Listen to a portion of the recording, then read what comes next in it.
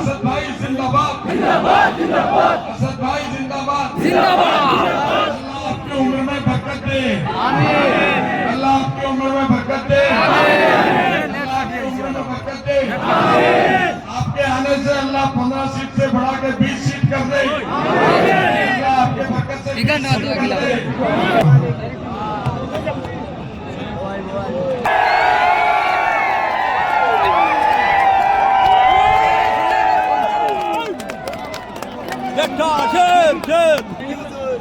तमाम जिम्मेदारान कौम और मिलत, मैं सबसे पहले आप तमाम का शुक्रगुजार हूँ कि हजारों की तादाद में आज आप यहाँ पर जमा हुए हैं और मुझे यकीन है कि आप तमाम लोगों का यहाँ पर हजारों की तादाद में जमा होना इस बात का पैगाम देती है कि इंशाअल्लाह ताला 9 तारीख के दिन इस विधानसभा से बीना कांडी से आप न सिर्फ इस विधानसभा से बल्कि उन तमाम 29 असेंबली के कॉन्स्टिट्यूंसी से जहां से मौलाना बदरुल अजमल साहब के कैंडिडेट इंतखाबात में हिस्सा ले रहे हैं, इंशाअल्लाह ताला वहां पर भारी अक्सरियत से तमाम 29 उम्मीदवार कामयाब होंगे।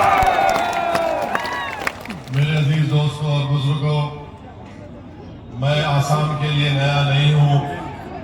2012 में जब BTDA के इलाके में वहशतनाक और हौलनाक वाकयात हुए थे, उस वक्त मैं यहाँ पर आया था और हैदराबाद से मैं अपने साथ 10-12 डॉक्टर्स की टीम को लेकर आया था और करीब 8 से 10 दिन मैं और हमारे डॉक्टर्स, जिसकी क़ियादत हमारे मरहूम समधी डॉक्टर मजहर अली खां कर रहे थे, और रमज़ान का मुबारक महीना था, हमको आपकी खिदमत करने का मौका मिला।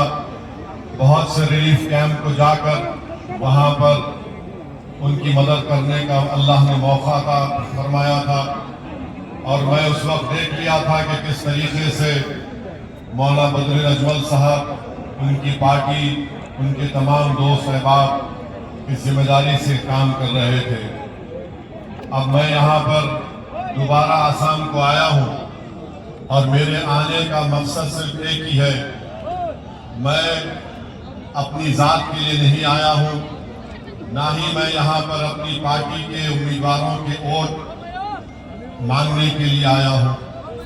मैं यहाँ पर अगर आया हूँ तो सिर्फ इसीलिए आया हूँ कि मेरा मानना यह है कि भारत में खास तौर से मुस्लिम अक़लियत, दलित और आदिवासियों को अगर उनको उनका हक मिलना है और अगर वो इंसाफ चाहते हैं, वो अगर जिल्लत और रुसवाई से बचना चाहते हैं, तो उनको अपनी एक सियासी लीडरशिप को मजबूत बनाना पड़ेगा। मैं इसलिए भी आया हूं कि पिछले कई साल से मैं इस बात को देख रहा हूं, महसूस भी कर रहा हूं, खून का घूंट भी पीता हूं, आंख से बाज वक्त आंसू भी निकल जाते जब आसाम में मियां लोगों पर जुल्म की दास्तानें देखता हूं। और तीसरी बात यह है कि मैंने हमारे बड़े भाई मौलाना बदरुल अजमल साहब का बयान सुना कि उन्होंने कहा कि असद भाई आप आओ, आकर यहाँ पर हमारी मदद करो आप। तो मेरे भाई, ईमान का तकाजा ये होता है कि अगर किसी के जिस्म के किसी हिस्से में दर्द होता है, हमारा ईमान उसी वक्त मुकम्मल होता है जब हम आपके दर्द को, आसाम के मियाँ लोगों की दर्द को हैदराबाद में बैठकर अगर महसूस करेंगे तभी हमारे। चौथी बात यह है कि बड़ी मुसीबतों से, मुश्किलात से, ईसार और कुर्बानियों से आपने यहाँ पर अपने एक सियासी लीडरशिप को पैदा किया है। अभी मौलाना बदरुल अजमल साहब अपने मुख्तसर से खिताब में फरमा रहे थे कि हज़रत मौलाना सदमदनी साहब रहमतुल्लाह अलैह कि ऐन ख्वाहिश के मुताबिक उनके हुक्म पर इस पार्टी की तश्कील दी गई थी, तो मुझे रोकने की बहुत सी कोशिशें की गई। बहुत से लोग कांग्रेस के भी थे जो मुझसे कह रहे थे कि ओवैसी साहब मत जाओ, आपको जाने की जरूरत नहीं है, फुला ऐसा है। बहरहाल अपने किस्से कहानियां सुना रहे थे। बात कह रहे थे कि आप इलेक्शन के बाद जाओ। मैं ईमानदारी से आपसे कह रहा हूं कि मैंने मदीने शरीफ में रमजान के महीने में नमाज इस्तिखारा किया और मैंने कहा अल्लाह, मैं नमाज अदा कर रहा हूं इस वास्ते के क्या मैं आसाम में जाऊं, और अगर जाऊं तो अजमल साहब की मदद करूं या नहीं जाऊं। तो अल्लाह ने मुझे मौका दिया आपके दरमियान में आने का, और मेरी अल्लाह से दुआ है कि अल्लाह सुब्हानहू व तआला आप तमाम पर अपनी रहमतों को, अपने फजल को नाजिल करे, और अल्लाह सुब्हानहू व तआला आसाम के मुसलमानों की मुसीबतों का खात्मा कर दे, और जो लोग जुल्म कर रहे हैं अल्लाह उनको जुल्म से रोक दे, अल्लाह उनको हिदायत दे। अगर वो जुल्म करते रहेंगे तो फिर अल्लाह उनको देख लेगा इंशाअल्लाह। और कांग्रेस के लोगों से बोल रहा हूं, आप कितना भी कोशिश कर लो, अल्लाह जब तक असदुद्दीन ओवैसी को जिंदा रखेगा, मुस्लिम पॉलिटिकल लीडरशिप को बनाना है, मजबूत रखना है, जिंदा रखना है। मैं हाजिर था और हाजिर रहूंगा इंशाअल्लाह। मैं कोई बड़ा काम नहीं कर रहा हूं। मैं मेरे भाई, बड़े भाई मौलाना अजमल साहब को देखता हूं तो मैं मेरी जबान से बेसाख्ता दुआ की कलिमात निकल जाते हैं कि अल्लाह इनको सलामत रखे, अल्लाह इनको सेहत दे, और ये आपकी और सही तरीके से, बेलोस तरीके से खिदमत करते रहे। हम तमाम खादिम हैं आपके, हम तमाम आपके गुलाम हैं, हम तमाम आपके नौकर हैं। आपकी वजह से हम यहाँ पर खड़े हैं। इसमें अल्लाह का करम है, सदका है नबी करीम सल्लल्लाहु अलैहि वसल्लम का, अहले दिल की दुआएं हैं। असदुद्दीन ओवैसी कोई बड़ा आदमी नहीं है, असदुद्दीन ओवैसी आपकी तरह आम आदमी है। अल्लाह ने हमको मौका दिया है और हम आपके जब मैं यहाँ पर आया हूँ तो आपसे एक दरखास्त करने आया हूँ, बल्कि मैं पूरे भारत के अक़लियतों की तरफ से, जो इंसाफ पसंद है उनकी तरफ से, अपनी तरफ से आप तमाम से भीख मांगने को आया हूँ कि मेरे भाई इस बार पूरे बदरुद्दीन अजमल साहब के कैंडिडेट्स को कामयाब कर दो। याद रखो, पूरा भारत आपकी तरफ निगाहें उठाकर देख रहा है। हैदराबाद के लोग आपकी तरफ देख रहे हैं, महाराष्ट्र, मालेगांव, मुंबई के लोग और देख रहे हैं, उत्तर प्रदेश के लोग, बिहार के लोग आपकी तरफ देख रहे हैं, और ये देख रहे हैं और ये आपसे कह रहे हैं कि अब की बार तुम इंतजार का शिकार मत होना। अब की बार तुम ना मोदी से, ना हेमंत बिस्वा शर्मा से कह रहे हैं कि असदुद्दीन ओवैसी जाओ, जाकर आसाम के उन गरीब लोगों को बोल दो कि जिनके घरों से बेघर कर दिया गया, अगर हम तुम्हारे साथ खड़े नहीं है मगर हम रातों में उठकर तुम्हारे लिए दुआ कर रहे हैं। मुझसे कह दिया कि असदुद्दीन ओवैसी जाओ, जाके आसाम के अपने मियां लोगों से कह दो कि कांग्रेस की मक्कार साजिश का शिकार मत हो। जो मेहनत से आपने अपनी लीडरशिप को तैयार किया है उसको मजबूत करो, उसको मुस्तहकम करो, उसको कामयाब करो।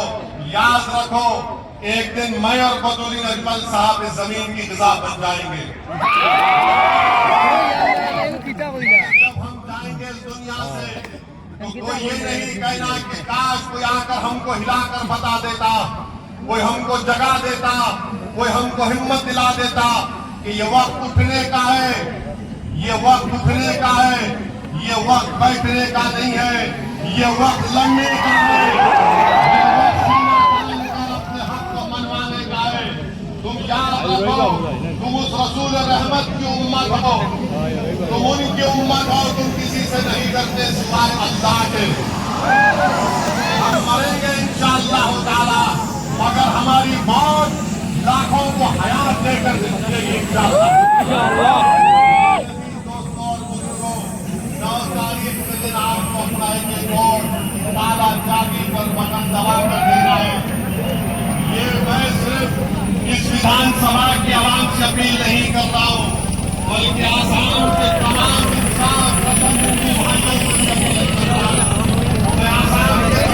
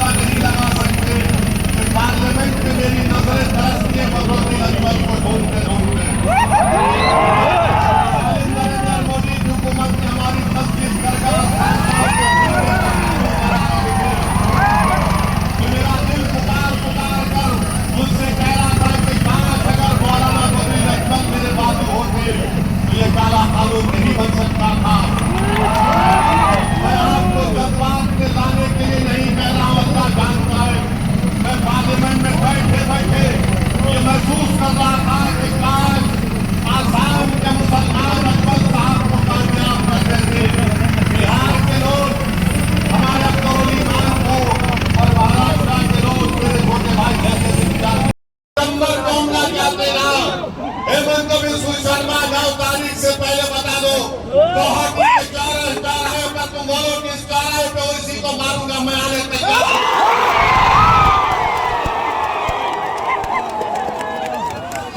तुम्हारी धमकी हमको डरा नहीं पाएगी। अरे मरना तो सबको है, तुम भी जाओगे, मगर ये डराने की सियासत अब काम में आने वाली नहीं है। ये मजमा बता रहा है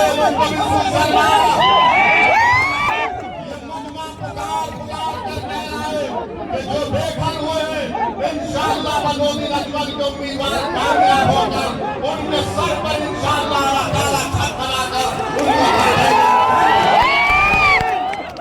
ये मजमा पुकार कर कांग्रेस से कह रहा है, ये मजमा पुकार कर कांग्रेस से कह रहा है कि अब 51 बरस के बाद तुम्हारी मक्कारी का शिकार नहीं होने वाले। हम आप यहाँ पर आए, आपका बहुत बहुत शुक्रिया। और मैं बताना चाह रहा हूँ कि कांग्रेस पार्टी ने क्या किया, यहाँ से लुरिंग ज्योति गोगोई के कैंडिडेट को दिया। ये कौन है आप जानते हैं ना, जिसने 20 लाख ऑब्जेक्शन के फाइल दाखिल किए थे मियाँ लोगों के बारे में एनआरसी जब हो रहा था।